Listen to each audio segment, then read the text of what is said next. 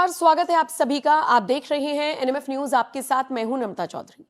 सत्ता का लालच एक राजनेता को हो सकता है, लेकिन एक योगी को कभी नहीं हो सकता। एक बार फिर यह बात उस वक्त साबित हो गई जब उत्तर प्रदेश के मुख्यमंत्री योगी आदित्यनाथ ने एक इंटरव्यू में सीधे तौर पर यह कह दिया कि राम मंदिर के लिए अगर सत्ता भी गंवानी पड़ जाए तो उनको इस बात का कोई भी लालच नहीं है। अच्छा, इसके अलावा उनके अक्सर ऐसे बयान देखे गए हैं कि उन्हें सत्ता का लालच नहीं है। वो ये बयान सीधे तौर पर दर्शाते हैं। आपको बताते चले 25 नवंबर का दिन इतिहास के पन्नों में दर्ज हुआ। धर्म ध्वजा राम मंदिर पर फहराई गई और संकेत देने की कोशिश की गई कि न सिर्फ राम मंदिर का निर्माण पूरा हो चुका है, बल्कि राष्ट्रीय एकता का भी एक ये कह लीजिए धरोहर है और यहां से वो मैसेज देने की पूरी दुनिया में कोशिश की गई। और इन सब के बीच उत्तर प्रदेश के मुख्यमंत्री योगी आदित्यनाथ का एक पुराना बयान सोशल मीडिया पर वायरल होने लगा, जिसमें उन्होंने राम मंदिर के लिए अगर सत्ता से भी हाथ धोना पड़ जाए तो उन्हें कोई गुरेज नहीं है, ये इशारा दिया। पत्रकार के सवाल पर योगी आदित्यनाथ ने क्या कुछ कहा, आइए उनका पूरा बयान सुनिए और फिर आप योगी के इस बयान पर क्या राय रखते हैं, आप अपनी राय कमेंट सेक्शन में हमें जरूर दीजिएगा। जब आप पहले टर्म में आपको कुछ अफसर ने कहा था कि आप अयोध्या मत जाइए, विवाद हो सकता है, और आपने कहा कि अगर सत्ता चली भी जाए तो कोई बात नहीं। अब आपने ये 2-3 बारी कहा कि सत्ता चली जाएगी, त्याग देंगे। जब ऐसी बातें होती है तो फिर अटकलें लगाई जाती है कि शायद योगी जी दिल्ली की तरफ देख रहे हैं या फिर दिल्ली से न्योता आया है। देखिए, ये उदाहरण उन प्रसंगों को लेकर के होते हैं जहाँ पे विरासत को आगे बढ़ाने का एक जज्बा सामने आता है। 2017 के पहले अयोध्या की क्या स्थिति थी, हर एक व्यक्ति जानता था।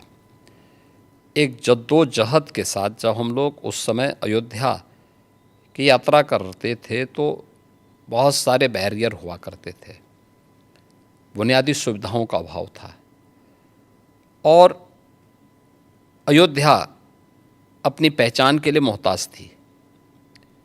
2017 में भारतीय जनता पार्टी की डबल इंजन की सरकार उत्तर प्रदेश में बनी और उत्तर प्रदेश में सरकार बनने के बाद उन चुनौतियों से भी हमें का भी सामना करना था जो आज़ादी के बाद से लगातार जिन भावनाओं को दबाया गया था वहाँ पे। साथ साथ अयोध्या का समग्र विकास भी करना था, लेकिन अयोध्या को उसकी पहचान भी देनी थी। और उसी में एक बड़ा तबका ऐसा था जो ये मानता था कि हमें इस प्रकार के मुद्दों को नहीं टच करना चाहिए क्योंकि ये विवाद हो सकता है। देखिए, आप सत्ता में रहेंगे तो आपके लिए अनुकूल वातावरण भी होगा, प्रतिकूल भी होगा। अनुकूल और प्रतिकूल के बीच में समन्वय बना करके जब हम आगे बढ़ते हैं तो ही कुछ परिणाम दे पाएंगे। और अयोध्या के साथ भी यही हुआ। हमने कहा भी ठीक है, विरोध होता है तो होने दीजिए, देखेंगे। अयोध्या जाएंगे, कोई एक कार्यक्रम का शुभारंभ करेंगे जो अयोध्या की पहचान बन सके। दीपावली तो अयोध्या से जुड़ी हुई थी, दीपोत्सव, और दीपावली के आयोजन को एकदम विस्मृत सा कर दिया गया था अयोध्या में ही। तो हमने दीपोत्सव के आयोजन के साथ फिर उसकी पहचान को वहाँ दिलाई। तो हम लोगों ने वहाँ पे मर्यादा पुरुषोत्तम भगवान श्री राम के प्रति और सरयू मैया के प्रति दीपोत्सव के माध्यम से जो कृतज्ञता ज्ञापित की थी, उसका परिणाम आज नई अयोध्या के रूप में सबके सामने है, जिसको देख करके हर व्यक्ति अभिभूत होता है। तो प्रधानमंत्री जी का जो विजन विरासत के प्रति है, उसका मूर्तमान स्वरूप आज अयोध्या में भी देखने को मिलता है। आज आप देख रहे होंगे, जिस अयोध्या में साल भर में कुछ लाख लोग आते थे, आज करोड़ों लोग वहाँ पहुँच रहे हैं। व्यवसाय वहाँ फल फूल रहा है, लोगों को अनेक अवसर प्राप्त हो रहे हैं।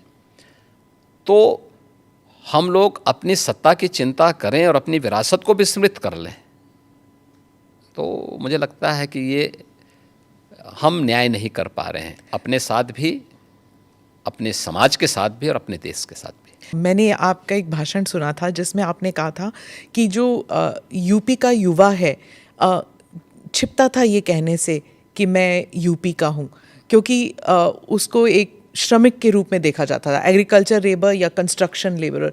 लेकिन यूपी की जो छवि बदली है, ही सेज इट प्राउडली कि मैं यूपी का हूँ, उसके बारे में कुछ बताइए। हाँ, देखिए 2017 के पहले की स्थिति ऐसी थी, उत्तर प्रदेश का ये नाम सुन करके ही उसको किसी नौकरी के लिए जाता था उसको बाहर कर दिया जाता था। उत्तर प्रदेश का नाम सुन करके ही होटलों में कमरे नहीं मिलते थे, रूम नहीं मिलते थे, धर्मशाला में जगह नहीं मिलती थी, लोग किराएदार नहीं बनने देते थे, लोगों को अपनी पहचान छुपानी पड़ती थी। आज मैं कह सकता हूँ उत्तर प्रदेश का युवा हो, अन्नदाता किसान हो, या किसी भी सेक्टर का कोई व्यक्ति आज पहचान के लिए मोहताज नहीं है। और ये पहचान के लिए जो मोहताज नहीं है, आज वो कहीं जाता है तो कहीं भी देश के अंदर कहीं जाता है, दुनिया के अंदर कहीं जाता है, अगर वह यूपी का नाम लेगा तो लोगों के मन में, अगर वह धार्मिक आस्थावान व्यक्ति है तो अयोध्या, काशी, प्रयागराज या यहाँ के धर्मस्थल याद करके बड़े सम्मान के साथ लोग उसको देखते हैं। यूपी के नाम से, यूपी के इंफ्रास्ट्रक्चर से लोगों के मन में होता, अच्छा ये वहीं से आए हैं। तो यूपी जो पहले एक श्रम शक्ति माना जाता था, एक लेबर के रूप में यहाँ की एक पहचान थी कि यहाँ के लोग एक सामान्य उसके साथ जुड़ेंगे, आज वही यूपी विरासत की शक्ति के रूप में और अर्थ शक्ति के रूप में देश के अंदर और दुनिया के अंदर अपनी पहचान बनाई। आप तो फिल्म जगत से भी लोगों को बुला रहे हैं यहाँ पर। हमारी फिल्म सिटी, यहाँ पे यूपी के अंदर एक फिल्म सिटी का निर्माण का कार्य प्रारंभ हो रहा है और उस पर सारी कार्रवाई आगे बढ़ चुकी है। और मुझे लगता है कि कला का सम्मान किया जाना चाहिए और कला के उसी सम्मान को आगे बढ़ाने के लिए हम लोगों ने इस प्रक्रिया को आगे बढ़ाया है। डिलिमिटेशन पर जो दक्षिण के राज्य हैं वो थोड़े नर्वस कह लीजिए। वो कहते हैं कि पॉपुलेशन के आधार पर रिप्रेजेंटेशन नहीं होना चाहिए। वो कह रहे हैं कि उनकी जो पहचान है वो खतरे में है। देखिए,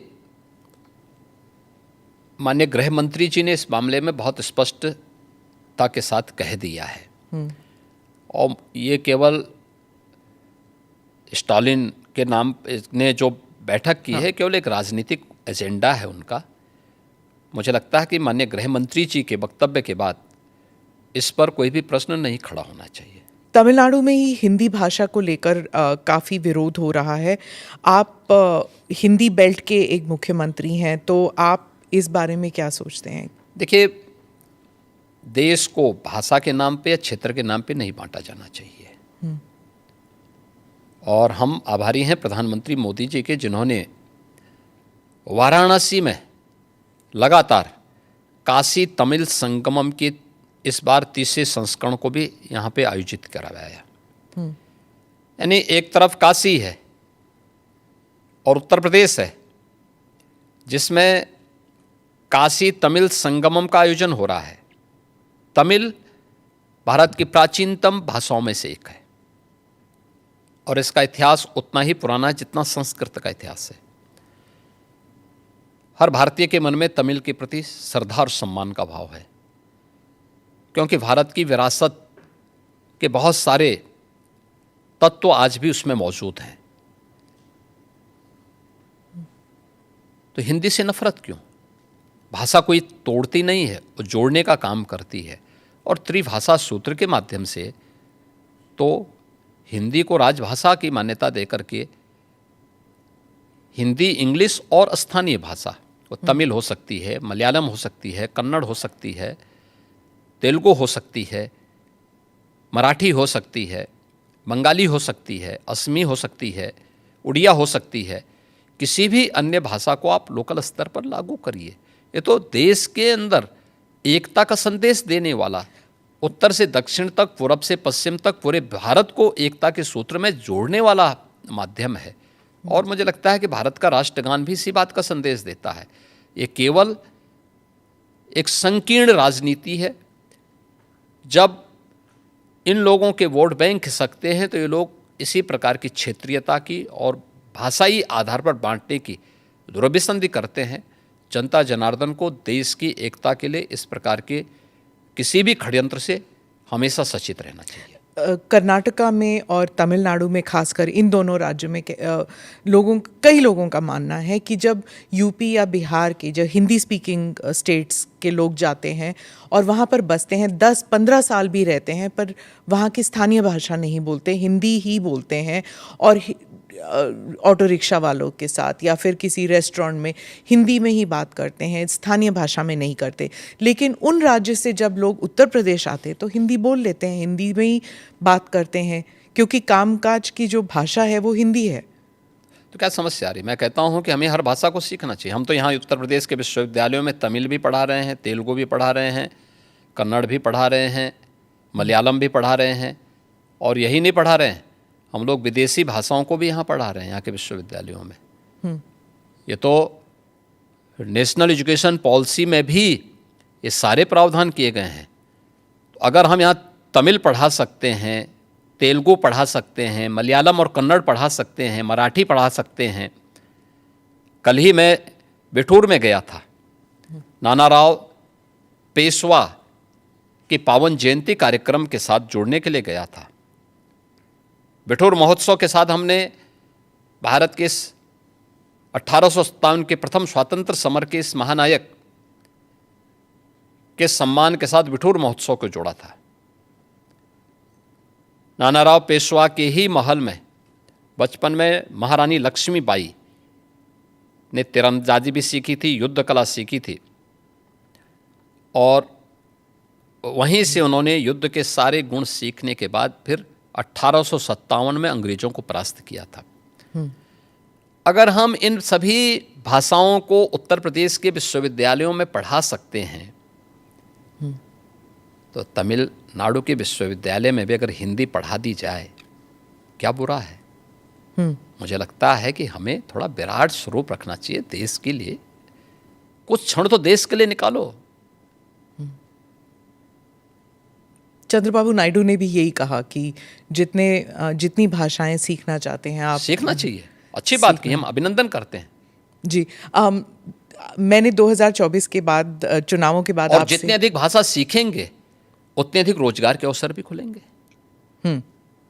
जी, हैदराबाद के लिए उन्होंने वही किया था अपने पिछले टर्म में। अच्छी बात है, और इसीलिए हैदराबाद आज एक हब बना है। आपने $1 ट्रिलियन इकोनॉमी की बात कही उत्तर प्रदेश के लिए, लेकिन पर कैपिटा इनकम अभी भी उस स्तर का नहीं है। तो ये दो जो अलग अलग चीज़ें हैं, इनको आप कैसे एकजुट करेंगे? देखिए, उत्तर प्रदेश जैसे राज्य में यह एक चुनौतीपूर्ण कार्य था, और आदरणीय प्रधानमंत्री जी ने विजन हम लोगों के सामने रखा था।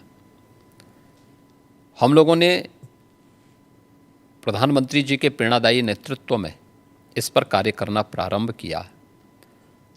आज हमारी सरकार के 8 वर्ष पूरे हो रहे हैं। इसमें से 3 वर्ष के दौरान तो कोविड महामारी के साथ जूझते हुए हमारे व्यतीत हुए, लेकिन उस सब के बावजूद डबल इंजन की भारतीय जनता पार्टी की सरकार ने पिछले 8 वर्ष में, अगर जो तथ्य हैं, जो आंकड़े हैं, वह मैं आपके सामने रखता हूं,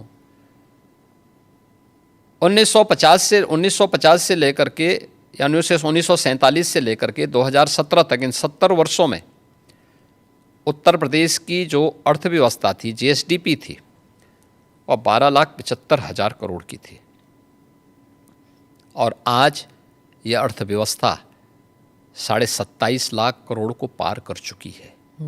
यानी पिछले 8 वर्ष में, यानी जो 70 वर्षों में जितने हम पहुंचे थे, उससे दुगनी से अधिक हमने सफलता प्राप्त की है 8 वर्ष में, और वह भी तब जब 3 वर्ष कोविड महामारी से जूझते हुए हम लोगों ने कार्य किया है।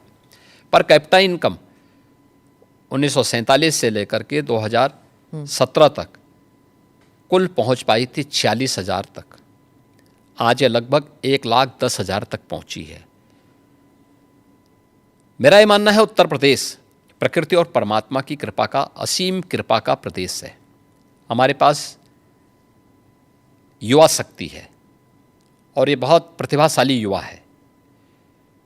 हमारे पास सबसे अच्छी फर्टाइल लैंड है, सबसे अच्छा जल संसाधन है, देश का सबसे बड़ा एमएसएमई बेस है, हमारे पास सबसे अच्छा इंफ्रास्ट्रक्चर है। पिछले 5 साल के अंदर इंफ्रास्ट्रक्चर को ठीक करना, युवा को शक्ति को, अपनी युवा शक्ति को, उसको उसके इस स्केल को स्किल में बदलने की कार्रवाई को इसके साथ बढ़ा करके हमने आगे उसको तैयार किया है। अब हमें अपनी स्पीड को बढ़ाना है और इसी स्पीड को बढ़ाने के लिए हम लोगों ने इस टारगेट को तय किया है कि 2029 में यूपी $1 ट्रिलियन की इकोनॉमी होगा और देश की अग्रणी अर्थव्यवस्था भी होगा। वो SSS वाली बात जो आपने प्रेस कॉन्फ्रेंस में हाँ, की, SSS, ये SSS के माध्यम से ही हम इसको आगे बढ़ाएंगे।